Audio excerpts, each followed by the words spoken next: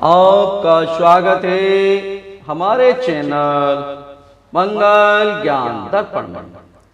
साथियों, रोजाना की तरह आज भी हम आपके लिए एक नई कथा लेकर के आए हैं और मैं उम्मीद करता हूं वो कथा आपको जरूर पसंद आएगी।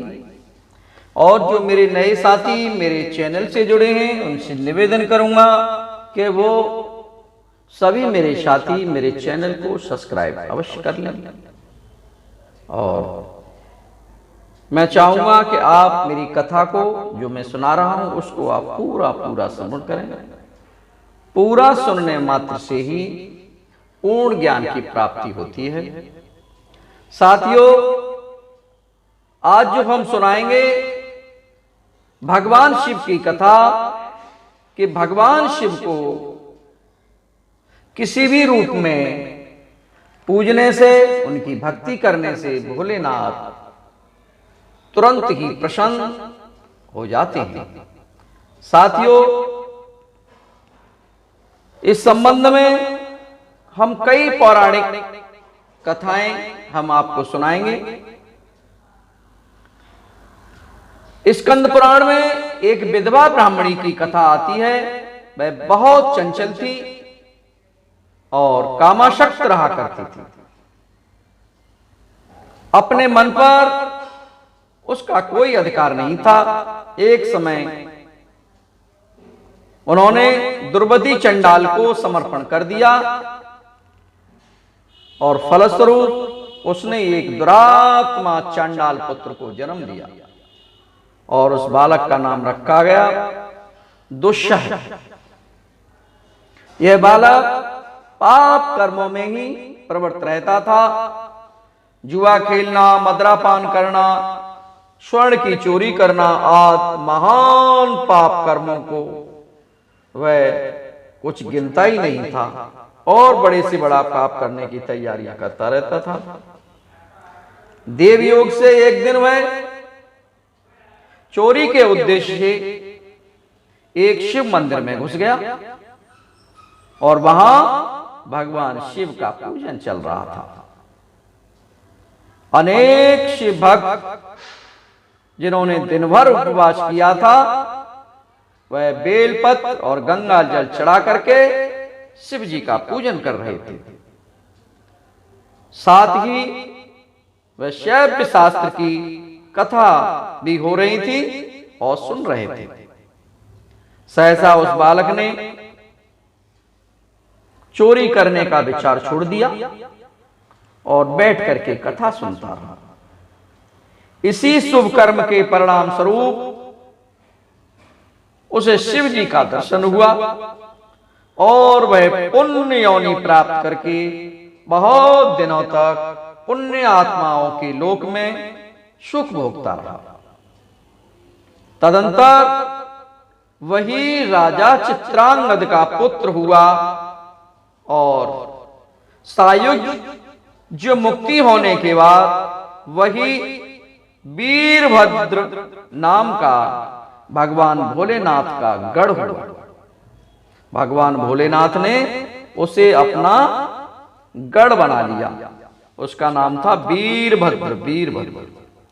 साथियों, इसी तरह एक दूसरी कथा,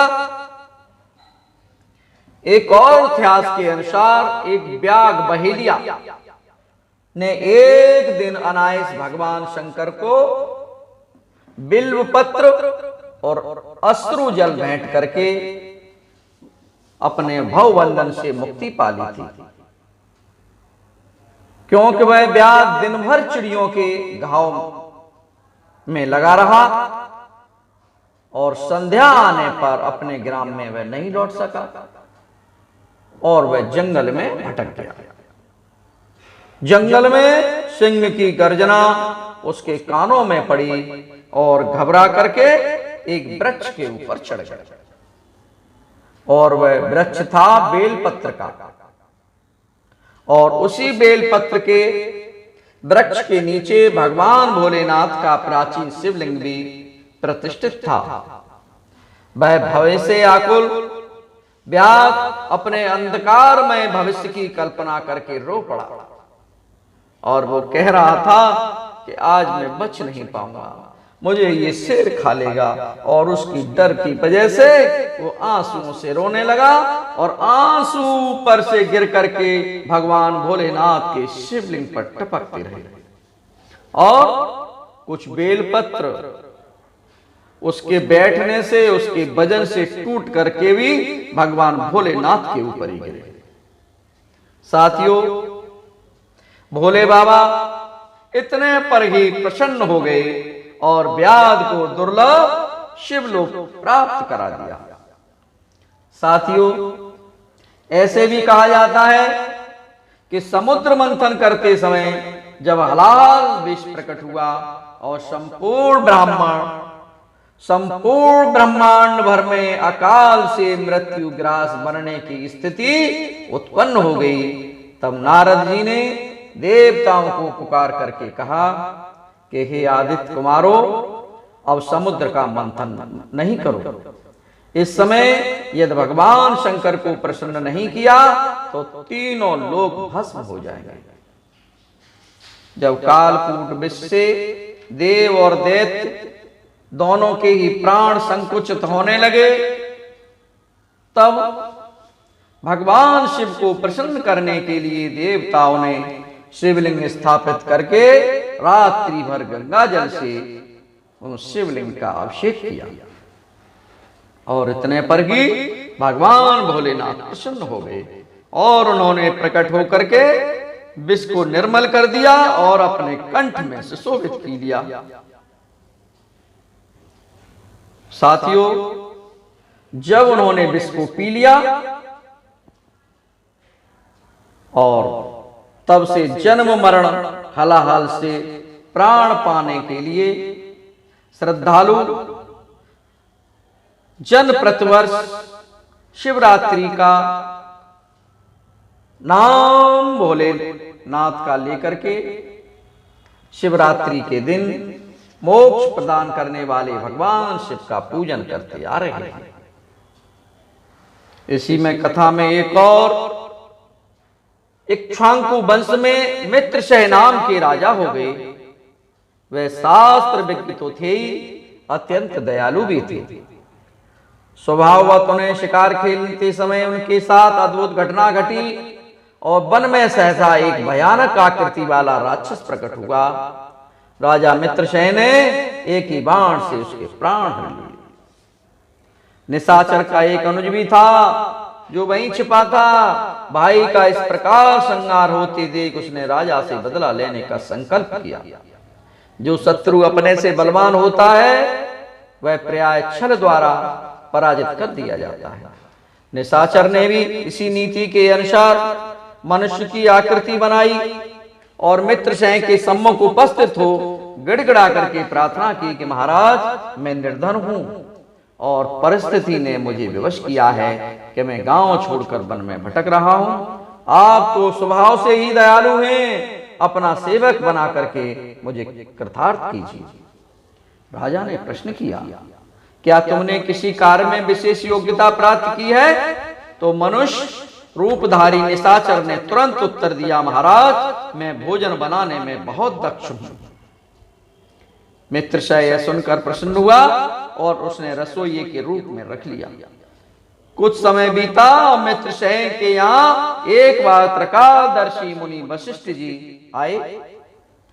निशाचर जानता था कि भगवान के क्रोध से चाहे किसी की रक्षा हो जाए, पर तपस्वी ब्राह्मण के क्रोध से छुटकारा पाना असंभव है।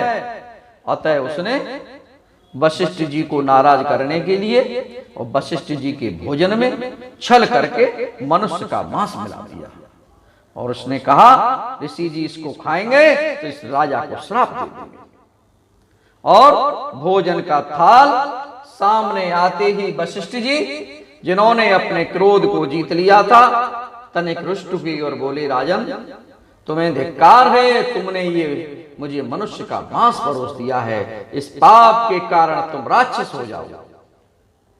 मित्रशह कांप उठा और हाथ जोड़कर वशिष्ठ जी से अनुनय विनय करने लगा, प्रभु, यह मेरा काम नहीं है और नहीं मैं इस विषय में कुछ जानता हूं। और राजा ने बताया कि मैं वन में एक अपरिचित मनुष्य से भेंट हुई और उसको मैंने अपने रसोइया में रख लिया। उसको देखा गया, ढूंढा गया, लेकिन वो रसोइया कहीं भी नहीं मिला। वो तो वहां से भाग गया और गायब हो गया। तब वशिष्ठ जी ने अपने शाप को 12 वर्ष के लिए सीमित कर दिया। लेकिन मित्रशय राज्य अभिमान से विवेक खो बैठा और वशिष्ठ जी को भी शाप देने के लिए उद्यत हो गया। उसी समय उसकी रानी दमयंती ने पति के चरणों में गिरकर उन्हें ऐसा करने से रोका। वह कहने लगी, गुरु का क्रोध भी हमारे कल्याण के लिए होता है, आप धर्म के ज्ञाता हैं, ऐसा न करें। तब राजा ने रानी के वचनों का मान रख लिया और अंजलि के जल को अपने दोनों पैरों पर डाल लिया। इससे उनके पैर मलिन हो गए। तब से उनका नाम कलमास्पाद हो गया। गुरु के शाप से राजा मित्रसेन राक्षस के शरीर में वन में विचरने लगे। तब एक दिन उन्होंने एक मुनि कुमार को खाने के लिए पकड़ लिया। उसकी धर्मपरायण स्त्री अत्यंत करुणवाणी में बोली कि महाराज, आप राक्षस नहीं हैं, आप तो अयोध्या के सम्राट हैं, ऐसा पाप नहीं कीजिए। इस मुनि कुमार को प्राण दान देकर आप जगत की रक्षा करने का पुण्य प्राप्त करेंगे। मैं एक ब्राह्मण स्त्री हूं, कृपा कीजिए। पर राक्षस बुद्धि में वह राजा यह धर्मयुक्त बात को कैसे ठहरे, वो सब भूल गया कि मैं क्या हूं। उस राक्षस बने मित्रसेन ने मुनि कुमार की गर्दन मरोड़ डाली और उन्हें उद्ध्वस्त कर दिया। उस स्त्री ने अपने पति की हड्डियों को एकत्रित कर चिता प्रज्वलित की और राक्षस शरीर वाले मित्रसेन को साप दिया। तुमने अकारण ही मेरे पति को खा लिया, अतः जब तुम स्त्री का संग करोगे तो उसी क्षण तुम्हारी मृत्यु हो जाएगी। और ऐसा शाप देकर वह पतिव्रता स्त्री, जो उसने पति की चिता बनाई थी, चिता की अग्नि में कूद पड़ी और भस्म। शाप निवृत्त होने पर जब राजा अपनी राजधानी में लौटे तब उन्हें रानी दमयंती ने पतिव्रता के शाप को जानते हुए उन्हें अपने पास नहीं आने दिया। राजा खिन्न हो गए और उन्हें सुख भोग से विरक्त हो गए। अब वह संपूर्ण राज्य और लक्ष्मी का परित्याग करके उन्हें वन में आ गए। मनुष्य चाहे वन में अथवा किसी भी एकांत प्रदेशों में क्यों न चला जाए, उसका पाप उसे नहीं छोड़ता। मुनि कुमार की हत्या उन्होंने ही की थी, अतः पिशाची के रूप में ब्रह्म हत्या निरंतर उनके पीछे पीछे चलती और बराबर भयभीत करती रही। वह घबरा कर मिथिला में आए। वहां किसी पुण्य के फलस्वरूप मुनि गौतम से उनकी भेंट हो गई। संत का समागम महान फल देने वाला होता है। राजा ने अपना दुख मुनि श्रेष्ठ गौतम के आगे प्रकट कर दिया। मुनि गौतम ने तब बताया कि भगवान शंकर जब रक्षा करने वाले हैं तुम्हारे ऊपर, तब उनकी शरण में आए हुए भक्तों को भय कहां से हो सकता है। और ऋषि जी की बात सुनकर वो खुश हुए और मुनि गौतम का उपदेश सुनकर राजा मित्रसेन गोकर्ण क्षेत्र में आए और शिवरात्रि के दिन भक्ति पूर्वक शिव जी की पूजा करके उन्होंने परम गति प्राप्त कर ली। भोलेनाथ प्रकट हो गए और भोलेनाथ ने उनका कल्याण कर दिया। साथियों, मैंने कई कथाओं के माध्यम से भोलेनाथ किस तरह प्रकट हो जाते हैं, थोड़ी सी पूजा अर्चना करने मात्र से ही मैं आप लोगों से निवेदन करूंगा कि आप लोग भी भगवान भोलेनाथ की पूजा अवश्य करें और अपने को कष्टों से दूर रखें। बोलिए शंकर भगवान की जय। साथियों, कल फिर हम मिलेंगे इसी तरह एक नई कथा के साथ। तब तक के लिए आप लोगों को बहुत बहुत धन्यवाद। जय जय श्री राधे श्याम।